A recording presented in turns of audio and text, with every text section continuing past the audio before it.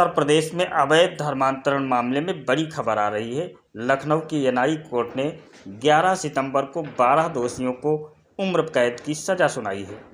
4 दोषियों को 10-10 साल की सज़ा दी गई है। कोर्ट के फैसला सुनाते वक्त सभी दोषी कोर्ट में मौजूद थे। अवैध धर्मांतरण मामले में ये पहला केस है जिसमें एक साथ 16 लोगों को सज़ा दी गई है।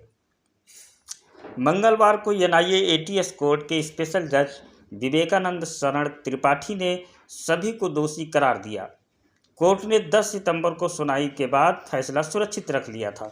एटीएस ने बताया कि ये लोग नौकरी समेत कई तरह का प्रलोभन देकर धर्मांतरण कराते थे। फतेहपुर का मोहम्मद उमर गौतम गिरोह का सरगना है।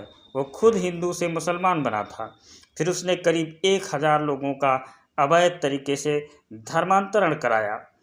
सरकारी वकील एमके सिंह ने बताया कि अवैध धर्मांतरण मामले में कुल 17 आरोपी थे। एक आरोपी इदरीस कुरैशी को हाई कोर्ट से स्टे मिल गया।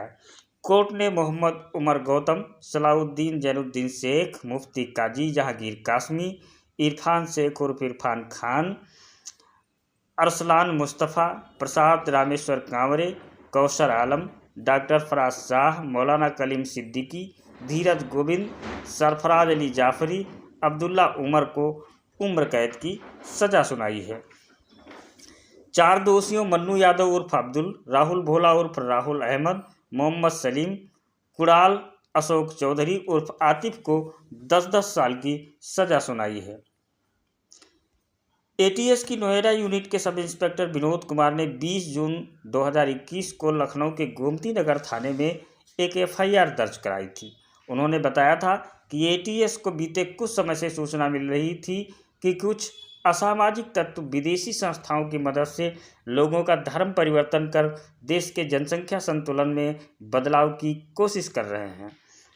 धर्म परिवर्तन किए गए लोगों में उनके मूल धर्म के प्रति नफरत का भाव पैदा करके उन्हें कट्टरपंथी बनाया जा रहा है। उन्हें मानसिक तौर पर देश के विभिन्न धार्मिक वर्गों में वैमनस्यता फैलाने के लिए तैयार किया जा रहा है। इसके जरिए वे देश के सौहार्द को बिगाड़ने की साजिश में शामिल हैं। दोषी उमर गौतम ने पूछताछ में पुलिस को बताया था कि वो करीब 1000 गैर मुस्लिमों का धर्म परिवर्तन करा चुका है और उनकी बड़ी संख्या में मुसलमानों से शादी कराई गई है। उमर ने यह भी बताया है कि धर्म परिवर्तन के लिए ही एक जोगाबाई एक्सटेंशन जामिया नगर दिल्ली में संस्था इलाही दवा सेंटर चल रही है। इस गिरोह का मुख्य उद्देश्य गैर मुसलमानों का धर्म परिवर्तन कराना था।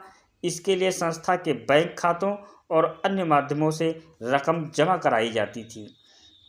धर्म परिवर्तन के लिए विदेश से फंडिंग भी होती थी। इस खेल में उत्तर प्रदेश के अलावा कई अन्य राज्यों के लोग भी शामिल हैं। एटीएस ने जांच का दायरा बढ़ाते हुए विशेष अदालत में 17 आरोपियों के खिलाफ 5 चार्जशीट दाखिल की।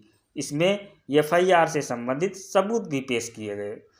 उम्र कैद की सज़ा पाने वाला मौलाना कलीम सिद्दीकी की यूपी में मुजफ्फरनगर के फुलत गांव का रहने वाला है। उसने पिकेट इंटर कॉलेज से 12वीं करने के बाद मेरठ कॉलेज से बीएससी की शिक्षा ली।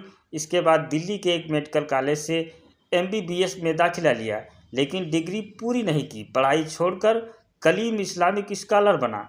18 सालों तक मौलाना दिल्ली के शाहीन बाग में रहा। उसे 22 सितंबर 2021 की रात यूपी एटीएस ने दिल्ली देहरादून हाईवे पर दौराला मटौर के बीच गिरफ्तार किया था। मौलाना कलीम ने फुलत गांव में 1991 में जामिया इमाम वलीउल्लाह इस्लामिया मदरसा स्थापित किया था, लेकिन बाद में मदरसे को केरल की एक संस्था के हवाले कर दिया और ग्लोबल पीस फाउंडेशन का अध्यक्ष भी रहा। एटीएस का आरोप था कि कलीम, उमर गौतम और अन्य सभी धर्मांतरण की साजिश रचने में शामिल थे और फॉरेन फंडिंग की मदद से अपनी गतिविधियों को अंजाम देते थे। मौलाना कलीम को अवैध धर्मांतरण सिंडिकेट चलाने के आरोप में गिरफ्तार किया गया था। 526 दिनों तक जेल में रहने के बाद अप्रैल 2023 में इलाहाबाद हाई कोर्ट ने जमानत दे दी थी। यूपी सरकार ने इस फैसले के खिलाफ सुप्रीम कोर्ट में चुनौती दी। सुप्रीम कोर्ट ने कलीम सिद्दीकी की जमानत पर शर्तें लगाई थीं। उसके एनसीआर से बाहर निकलने पर रोक लगा दी गई। जांच अधिकारी ट्रैक कर सकें, इसके लिए अदालत ने उसे अपने फ़ोन का लोकेशन हमेशा ऑन रखने का भी निर्देश दिया था। एटीएस ने दावा किया कि दोषियों के टारगेट पर नोएडा का मूक बधिर बच्चों का एक स्कूल भी था। नोएडा स्थित डेफ सोसाइटी के मूक बधिर स्कूल में पढ़ने वाले कानपुर निवासी मूक बधिर छात्र के परिजन से भी मामले में पूछताछ की गई। गाजियाबाद में दर्ज एक केस की पूछताछ में पता चला कि मुख्य दोषी बाटला हाउस निवासी मोहम्मद उमर गौतम खुद हिंदू से जो कि मुसलमान बना था, जो कई राज्यों में धर्म परिवर्तन करा रहा था।